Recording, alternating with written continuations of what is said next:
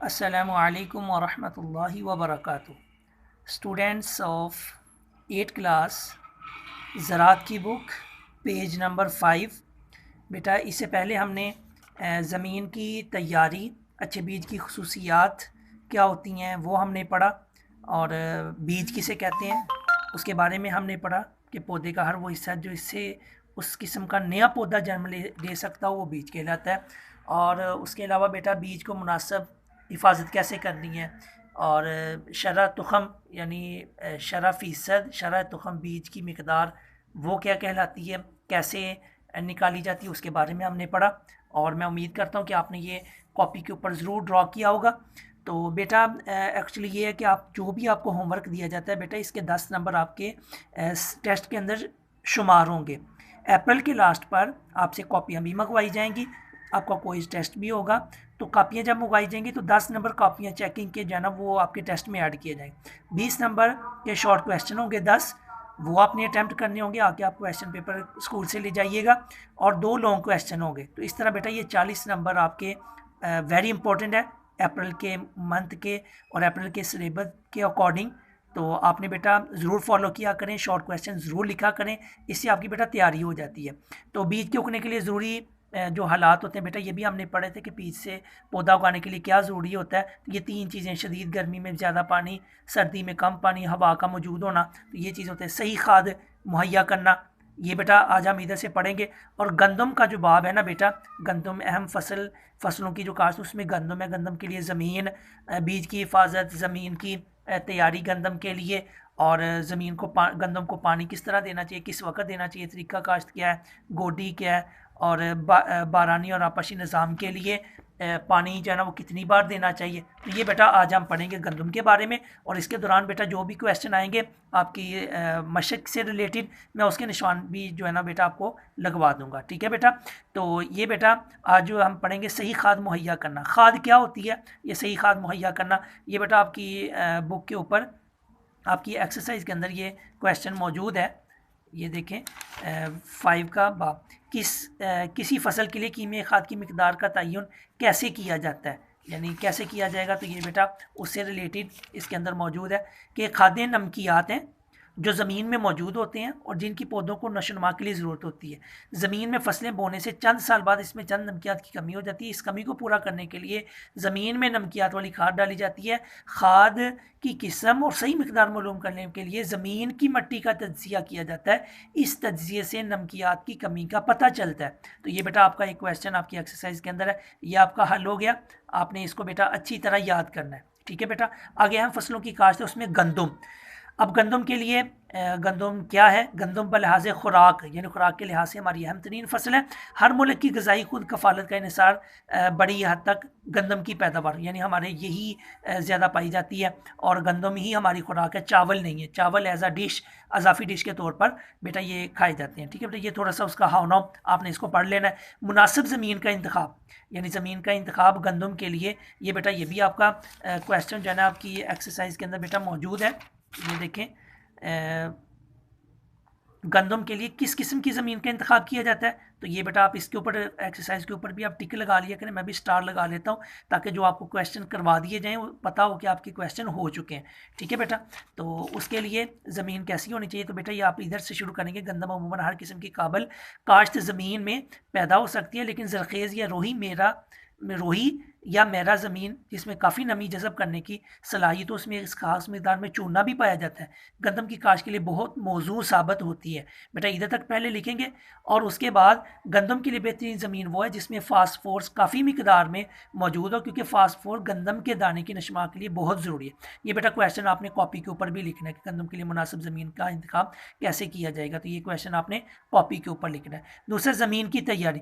तो ये बेटा ज़मीन की तैयारी कैसे की जाती है। ज़मीन ये आप पढ़ लीजिएगा। इसके अंदर एक दफ़ा मट्टी पलटने के लिए हल को चलाया जाता है। तरफाली, चारफाली या पंचंता बार बार इस्तेमाल किया जाता है। ये तरीका ज़मीन हर बार गहर गहरा देसी हल चलाने की निस्बत ज़्यादा मुफीद है। तो ये बेटा उसके लिए ज़मीन की तैयारी किस तरह करनी चाहिए उससे रिलेटेड बेटा इसके अंदर मौजूद है। गंदम की ज़मीन की तैयारी, अगर ये क्वेश्चन आ जाए तो आप ये लिखेंगे, ये आपने याद करना है। गंदम की बीज की तरक्की दादा इकसाम, यानी जो तरक्की दा यानी ज़्यादा जो है ना फसल हासिल होती है, तो उसके लिए क्या है, तो ये बेटा ये भी वेरी इंपॉर्टेंट क्वेश्चन है कि बीज की तरक्की दादा इकसाम से सिर्फ यही नहीं कि फसल अच्छी पैदा थी, बल्कि अच्छी और मौजूद बीज के इस्तेमाल से फसलों में कीड़े मकोड़ों और बीमारियों का मुकाबला करने की कुव्वत पैदा होती है। ठीक है बेटा, तो पंजाब के मुख्तलिफ इलाकों के लिए गंदम की सिफारिश करदा तरक्की दादा अकसाम मंदरजा ज़ैल है। तो ये बेटा डायग्राम या आप इसको या ना अपने कॉपी के ऊपर लाजमी लिखना है कि किस्म कौन सी है, वक़्त काश्त और मौजू इलाके क्या है। तो ये तरक्की दादा अकसाम हासिल करने के लिए ये नक्शा जो है ना आपके लिए बेहतरीन ज़रूरी है। तो आपने बेटा ये भी क्वेश्चन अपनी कॉपी के ऊपर लिखना है, याद भी करना है। आगे बेटा पढ़ेंगे, याद रखें गंदम बीज को ग्रेड करवा कर जहर लगाकर काश्त करें। इनकलाब 91 और बकर 202 इकसाम को ज़्यादा बारिश वाले इलाकों में कम काश्त करें। ये बेटा वैसे इंफॉर्मेशन जो है ना वो दी गई है। तो आगे पढ़ते हैं, गंदम की काश्त के लिए शरह बीज। ये भी बेटा क्वेश्चन आपकी एक्सरसाइज के अंदर बेटा मौजूद है। गंदम की शरह बीज क्या होनी चाहिए, गंदम की शरह बीज क्या होनी चाहिए, तो वो ये है, शरह बीज का तयन ज़मीनी नौइयत, बीज का मेयार, वक़्त काश्त और गंदम की किस्म पर होता है। 32 से 46 किलोग्राम फ़ी एकड़ गंदम के बीज की सिफारिश की गई है। तो ये बेटा ये क्वेश्चन भी आपने कॉपी के ऊपर लाजमी लिखना है। फिर आगे गंदम की फसल का वक्त काश्त क्या है, तो 15 नवंबर से 15 दिसंबर तक। ये भी बेटा 9वें क्वेश्चन का अलफ जो है ये आपका एक्सरसाइज के अंदर बेटा ये भी क्वेश्चन मौजूद है। आगे इसका तरीका काश्त क्या है, यानी गंदम की बुआई छट्टा के ज़रिए नहीं करनी चाहिए। गंदम हमेशा यानी काश्त कैसे करनी चाहिए, पोर या ड्रिल से काश्त करनी चाहिए। इस तरीके से अगाऊं यानी उगना यकसा गोडी आसान और शगुफों की तादाद भी ज़्यादा होती है। जड़ी बूटियों की तलफी भी आसानी होती है। बीज की गहराई 3 से 5 सेंटीमीटर रखें। ये बेटा ये भी क्वेश्चन आपको आ सकता है कि बीज कितना गहरा होना चाहिए और फासला कितना होना चाहिए। ये बेटा क्वेश्चन अपने बुक के ऊपर भी नोट कर लें कि बीज की गहराई, ये मैं लिख देता हूँ इधर, आपने इसको नोट करना है, कॉपी के ऊपर भी लिखना है। बीज की गहराई और फासला कितना होना चाहिए। तो ये बेटा वेरी इंपॉर्टेंट क्वेश्चन है। इसका आंसर आप बेटा कॉपी के ऊपर लिखें। बीज की गहराई 3 से 5 सेंटीमीटर रखें और कितारों का दरमियानी फासला तकरीबन 20 सेंटीमीटर रखें। ठीक है बेटा, ये क्वेश्चन आपकी बेटा एक्सरसाइज के अंदर नहीं भी मौजूद, लेकिन आपने इसको याद करना है। आपको कोई क्वेश्चन जो है ना वो पूछा जा सकता है या आपको एमसीक्यूज में आ सकता है कि बीज की गहराई कितनी होनी चाहिए गंदम की। ठीक है बेटा, आगे बेटा गोडी और नालाई। जब फसल तकरीबन 15 सेंटीमीटर ऊंची हो जाए तो जड़ी बूटियों को खरपे से खुश्क गोडी से तलफ किया जा सकता है। ठीक है बेटा, तो पहले या दूसरे पानी के बाद भी गोडी करें। बार हीरो चलाकर या कीमियाई अद्वियात के छिड़काव से जड़ी बूटियों को इब्तदा ही में तलफ करना ज़्यादा मुफीद साबित होता है। ठीक है बेटा, ये भी गोडी और नलाई कैसे करनी चाहिए गंदम के लिए, ये भी बेटा वेरी इंपॉर्टेंट है, आपने इसको याद करना है। ठीक है बेटा, खादों का इस्तेमाल गंदम के लिए। खादों के सही इस्तेमाल का दारोमदार ज़मीन की जरखेज़ी, गंदम की किस्म, आपाशी निज़ाम या नहरी या बारानी, नहरी हो या आसमान से बारिशों के ज़रिए हो उस पर मुनहसर। नहरी आपाशी निज़ाम के लिए बुलाई के वक्त खाद की मिकदार कितनी होनी चाहिए, 2 बोरी अमोनियम नाइट्रेट या 2.5 बोरी जो है अमोनियम सल्फेट।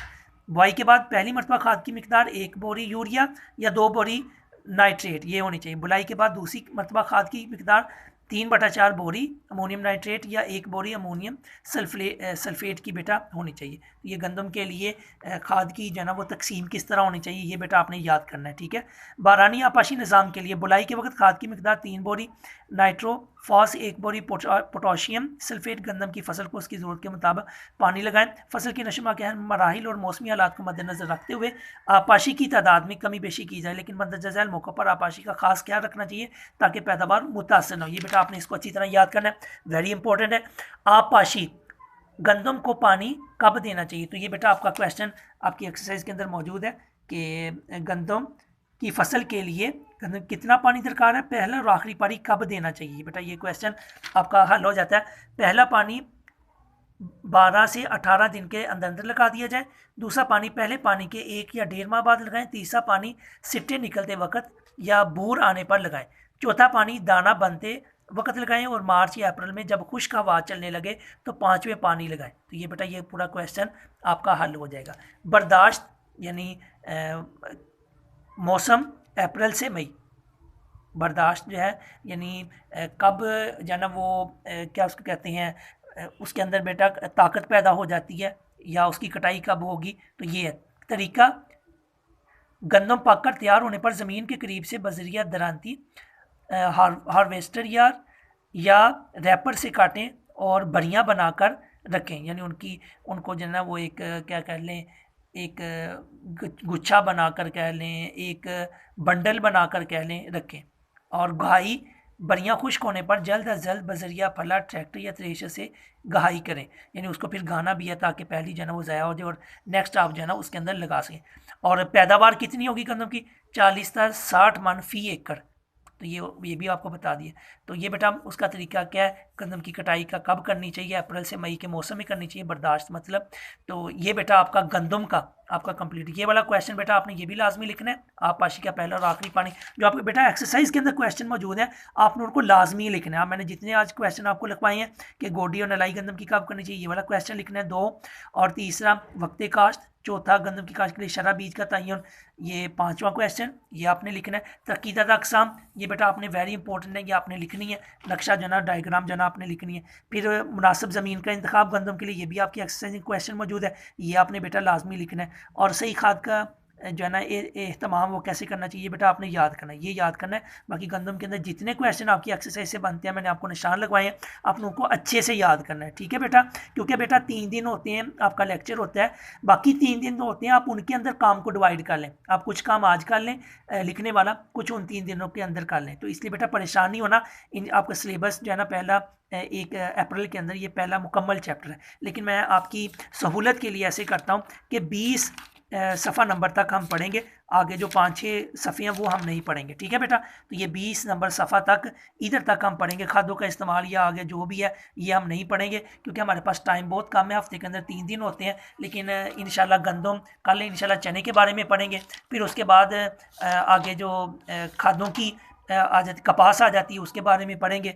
फिर उसके बाद धान जो है यानी गंदम गंदम कह रहा हूँ चावल, उनके बारे में पढ़ेंगे। तो इस तरह करके इंशाल्लाह मुकम्मल भी कर लेंगे। और वेरी इंपॉर्टेंट क्वेश्चन जो है आपकी एक्सरसाइज के अंदर आपने बेटा उनको लिखना है, आपके कॉपी के जो नंबर हैं ये काउंट किए जाएंगे, ठीक है। मुझे उम्मीद है आप याद भी करेंगे और लिखेंगे भी, ठीक है। वस्सलामु अलैकुम वरहमतुल्लाहि वबरकातुहू।